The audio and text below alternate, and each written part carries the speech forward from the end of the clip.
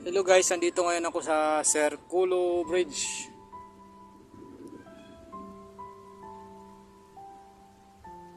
Diyan po sa kabila yan yung tulay na nasira.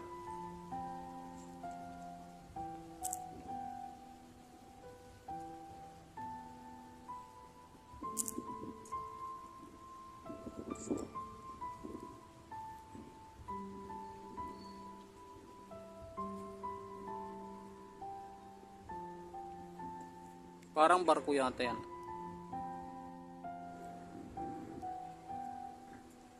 So ayun nga, lalapitan natin yung barko na yon doon sa malapit. Dito tayo dadaan. Diyan, iikot lang tayo dyan. Papuntang Rosario. Dito.